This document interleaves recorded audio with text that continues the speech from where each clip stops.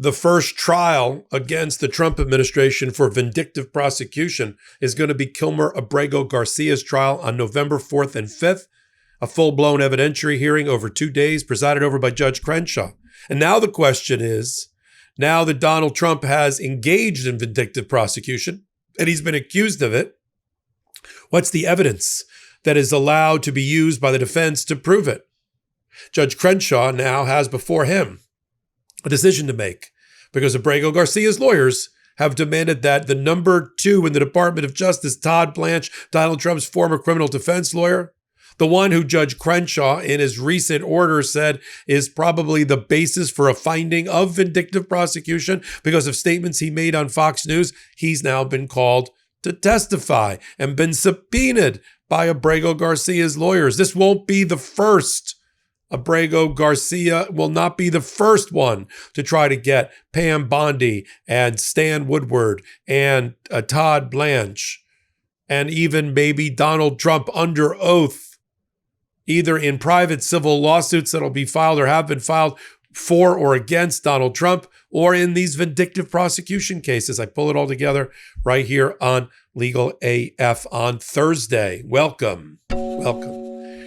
Multiple vindictive prosecution motions have been or will be filed, but the first one that's going to a full-blown hearing is going to be Kilmar Abrego Garcia. He's the guy from El Salvador who had an order in his pocket to prevent his being removed to El Salvador, and he was illegally sent to the torture prison in El Salvador by Donald Trump. And it took multiple orders of a federal judge, Judge Zinnes. It took multiple orders by the Fourth Circuit Court of Appeals. It took a 9-0 ruling by the U.S. Supreme Court to get him back. When they brought him back, they manufactured some indictment against him for some traffic stop from 3 years ago. And he's been sitting in ICE detention now. And even though James Comey has filed a motion for vindictive prosecution related to the FBI case, even though Representative LaMonica MacGyver of New Jersey has done the same thing, the first one, the test case, is coming up on November 4 and 5. And to the extent that that's available in an audio version or other version, we will have it here on Legal AF YouTube under the live tab. Let's get to how do we know what's going on? Because the lawyers who I know, Sean Hecker and his firm, who represent Abrego Garcia, filed a status report, and the government filed their opposition to discovery requests. Discovery is the obtaining of mandatory information from the prosecutor to the defense, both exculpatory, meaning tending to prove his innocence, and inculpatory, tending to prove his guilt. All that has to be turned over. Everything has to be turned over. It's mandatory. Anybody that's seen My Cousin Vinny the movie knows that. But they haven't turned over really a darn thing, especially that would support vindictive prosecution, that there is animus or a presumption of animus at the heart and the bottom of the prosecution. Now, Judge Crenshaw, in his order just a few weeks ago that I covered here on Legal AF, he said out loud, there's 2 ways to prove vindictive prosecution in Tennessee and in the courts there. One, actual vindictiveness, which is difficult to prove, but they're entitled to go look for it in emails, in communications, in depositions. That's where Todd Blanche stepped in it. And also you can prove it by presumption, a presumption of vindictiveness based on things like the timing between statements made by the Department of Justice and the indictment and all of that. And the judge found, I'm close to finding actual, maybe, certainly presumption. I'm going to shift the burden, meaning the plaintiff, the defendant, the criminal defendant, Abrego Garcia, has carried his burden of proving that it is at least probable that there's been vindictive prosecution, shifting the burden back to the government to prove that it was not vindictive. That's where Todd Blanche's testimony comes in, because Judge Crenshaw, in his order, pointed to Blanche going on Fox News and being interviewed as the basis for him granting the motion or setting the evidentiary hearing for the 4th and 5th of November. And here's the clip. Judge Boasberg's decision, which I thought was, over the top, Supreme Court saying, you got to try to facilitate the return. So you're saying tonight that the warning of possible contempt charges against administration officials, none of that had anything to do with the investigation?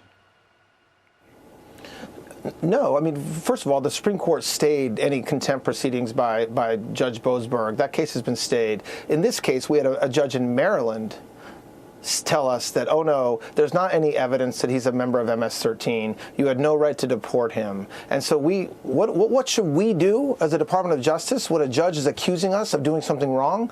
We have an obligation to everybody, including you, to investigate it. And that's exactly what we did. And so the reason why he was returned and the facilitation that brought him back here is not a judge. It's an arrest warrant issued by a grand jury from the Middle District of Tennessee, charging him with 2 counts of very serious charges. That clip right there, that is the basis, and opens the door to his deposition. Of course it does.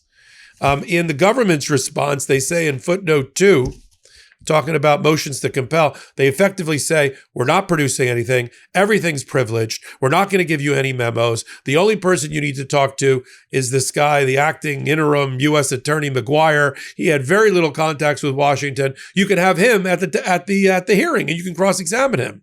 How about we have him earlier with documents and do a proper examination? How about that? Here's what they say in footnote 2. Indeed, it is clear that defendant is not content to stop with this discovery.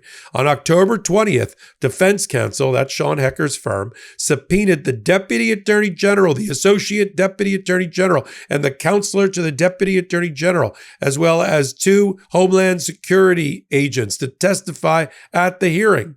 Bring them. The government anticipates that it will shortly move to quash those subpoenas. You better get to it.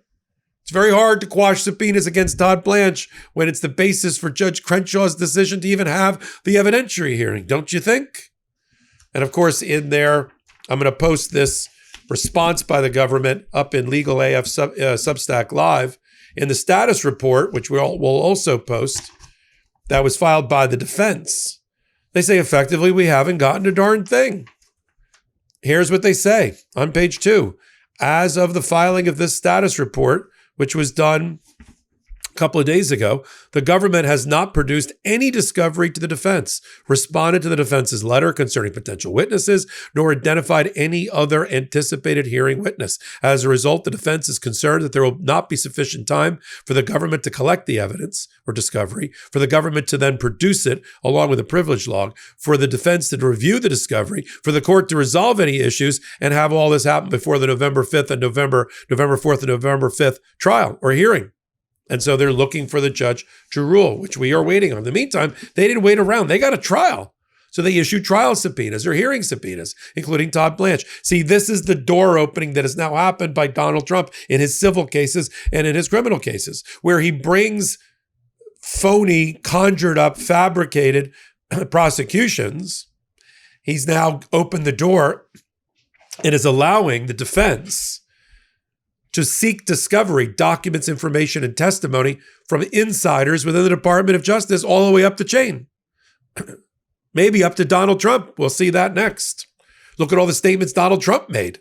I mean, those statements will be testimony against Donald Trump.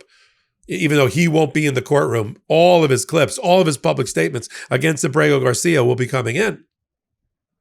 How about the civil cases? Donald Trump suing the New York Times for defamation. New York Times is entitled to talk to Donald Trump in discovery, in a deposition.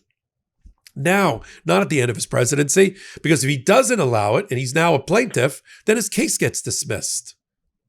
Same thing in the new case brought by Michael Wolff, the journalist who I just interviewed. And I'm going to provide you a clip of that against Melania Trump, because Melania Trump, using Donald Trump's lawyer, so it's the family lawyer, Alejandro Brito, down in Coral Gables, Florida, threatened the intrepid reporter, and journalist Michael Wolff with $1 billion lawsuit if he didn't retract statements concerning Melania, Donald Trump, and Jeffrey Epstein that were all true or misreported. So he filed a suit beforehand. Guess who he gets to have for depositions? Melania Trump, Ghislaine Maxwell, maybe Donald Trump, maybe others in their close circle at or around the time. You want this trial? This is the discovery that parties are entitled to. You don't just get to try the case in the public fora with social media posts. You got to go inside the wood paneling of a courtroom. And there's things that people are entitled to, whether you're a criminal defendant or you're a party to a civil lawsuit. you're entitled to discovery. Documents, information, deposition, sworn statements under oath. And if it's done live, we call that a deposition. So I'm going to continue to follow this can of worms that the Donald Trump the can opener has opened, and what happens. And what happens, I'll update you on Substack Live and here on Legal AF about what's happening with Abrego Garcia. So until my next report, I'm Michael Popok. I'm Michael Popok, and I got some big news for our audience. Most of you know me as the co-founder of Midas Touches Legal AF and the Legal AF YouTube channel, or as a 35-year national trial lawyer. Now, building on what we started together on Legal AF, I've launched a new law firm, the Popok Firm, dedicated to obtaining justice through compassionate and zealous legal representation. At the Popok Firm, we are focused on obtaining justice for those who have been injured or damaged by a life-altering event by securing the highest dollar recoveries. I've been tirelessly fighting for justice for the last 35 years, so my own law firm organically building on my Legal AF work just feels right. And I've handpicked a team of top-tier trial fighters and settlement experts throughout all 50 states known as big auto injury attorneys who have the know-how to beat heartless insurance companies, corporations, government entities, and their attorneys. Big Auto's attorneys working with my firm are rock stars in their respective states and collectively responsible for billions of dollars in recoveries. So if you or a loved one have been on the wrong side of a catastrophic auto, motor vehicle, rideshare, or truck accident, suffered a personal injury, or been the victim of medical malpractice, employment harassment or discrimination, or suffered a violation of your civil and constitutional rights, then contact the Popok Firm today at 1-877-POPOK-AF or by visiting my website at www.thepopokfirm.com and fill out a free case evaluation form. And if we determine that you have a case and you sign with us, we don't get paid unless you do. The Popok Firm, fighting for your justice every step of the way.